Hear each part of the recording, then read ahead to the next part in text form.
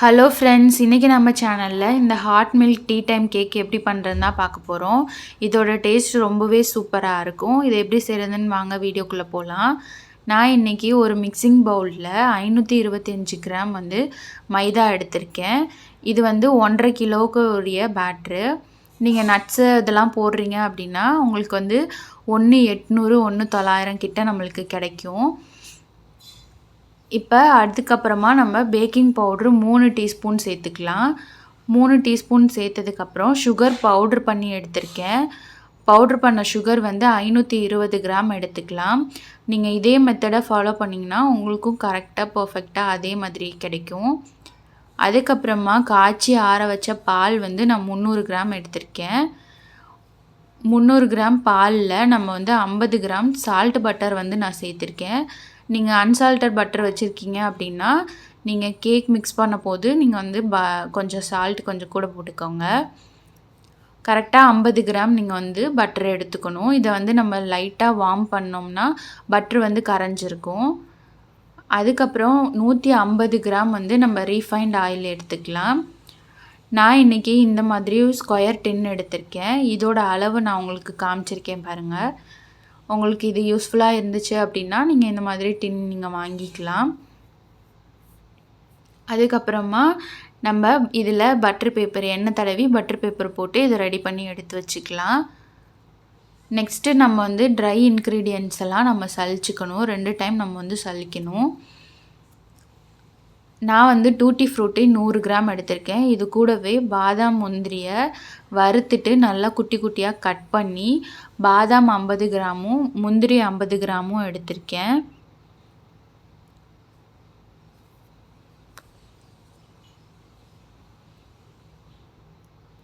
நீங்கள் நட்ஸு சேர்க்காமலும் இருக்கலாம். எப்படி வேணாலும் உங்கள் விருப்பப்படி நீங்கள் சேர்க்கலாம். ப்ளைனாக கூட இதை நீங்கள் ரெடி பண்ணிக்கலாம்.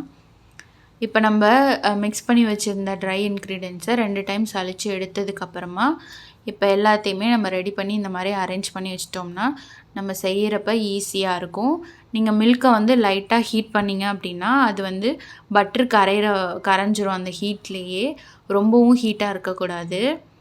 இப்போ ஒரு பவுலில் 3 teaspoon vanilla essence, 1/2 teaspoon pineapple essence, 1/2 teaspoon mixed flavour essence நான் சேர்த்துருக்கேன். சேர்த்துட்டு இப்போ நான் 5 முட்டை தான் எடுத்திருக்கேன். ஏன் 5 முட்டை எடுத்திருக்கேன்னா என்னோடய முட்டை பெருசாக இருந்தது. நீங்கள் முட்டையை நீங்கள் இந்த மாதிரி கிராம் கணக்கில் நிறுத்துக்கோங்க. உங்களுக்கு சரியாக 320 கிராம் உங்களுக்கு முட்டை இருக்கணும். அதுக்கு குறைவாக இருக்கக்கூடாது. அதுக்கு கூட இருந்தாலும் நீங்கள் அட்ஜஸ்ட் பண்ணிக்கலாம். அதுக்கப்புறம் இதில் நம்ம எல்லோ ஃபுட் கலர் நான் ஆட் பண்ணியிருக்கேன். ஆட் பண்ணிட்டு ஃபஸ்ட்டு முட்டையை நல்லா பீட் பண்ணதுக்கப்புறம் நம்ம சுகர் பவுட்ரை கொஞ்சம் கொஞ்சமாக சேர்த்து நல்லா திக்கான கன்சிஸ்டன்சி வர வரைக்கும் நம்ம மிக்ஸ் பண்ணிக்கணும். மிக்ஸ் பண்ணதுக்கப்புறம் லாஸ்ட்டாக ரீஃபைண்ட் ஆயில் சேர்த்துட்டு ஒரு நிமிஷம் ஒரு செகண்ட் மட்டும் நீங்கள் நல்லா எண்ணெய் மிக்ஸ் ஆகிற மாதிரி ஓட்டினதுக்கப்புறம் நம்ம எடுத்து வச்சுருந்த மாவும் பட்டர் மில்க்கையும் நம்ம சேர்த்து நம்ம நல்லா மிக்ஸ் பண்ணி எடுத்துக்கலாம், எந்த கட்டியும் இல்லாமல். நீங்கள் பிகினராக இருக்கீங்க அப்படின்னா நீங்கள் இந்த மாதிரி பலூன் விக்ஸ் வச்சு நீங்கள் மிக்ஸ் பண்ணிக்கோங்க. ஸ்பேச்சுலா வச்சு மிக்ஸ் பண்ணிங்க அப்படின்னா உங்களுக்கு கட்டி பிடிக்கும். பேட்டரை ஓவர் மிக்ஸ் பண்ண வாய்ப்பு இருக்குது. அதனால் நீங்கள் இந்த மாதிரி பலூன் விக்ஸ்க்கு நீங்கள் யூஸ் பண்ணிக்கோங்க. யூஸ் பண்ணிங்க அப்படின்னா நீங்கள் ஓவர் மிக்ஸ் பண்ணாமலும் இருப்பீங்க. அதே சமயம் நம்மளுக்கு கட்டி எதுவுமே இருக்காது. நல்லாவே பீட் பண்ணி நம்ம நல்லாவே மிக்ஸ் பண்ணிக்கலாம். அதுக்கப்புறம் நம்ம ரெடி பண்ணி வச்சுருந்த டின்னில் நம்ம இதை ஊற்றிட்டு அது மேலேயே நம்ம எடுத்து வச்சுருந்த டூட்டி ஃப்ரூட்டி அதுக்கப்புறம் நட்ஸை நீங்கள் போட்டு நீங்கள் பேக் பண்ண விடலாம். இதே நீங்கள் கடாயில் பண்ணுறீங்க அப்படின்னா ஒரு கடாயை நீங்கள் ஹீட் பண்ணி 10 நிமிஷம் நீங்கள் ஹீட் பண்ணிக்கோங்க. சிம்மிலே வச்சு ஹீட் பண்ணுங்கள். ஹீட் பண்ணதுக்கப்புறம் அதில் ஒரு தட்டோ இல்லை ஸ்டாண்டோ வச்சுட்டு அதாவது அதோட அனல் வெளியில் போகாத மாதிரி அதுக்கேற்ற மாதிரி ஒரு மூடி போட்டு நீங்கள் 45 நிமிஷம் இதை பேக் பண்ணணும். ஓடிஜிலேயுமே எனக்கு அதே டைம் தான் ஆணுச்சு.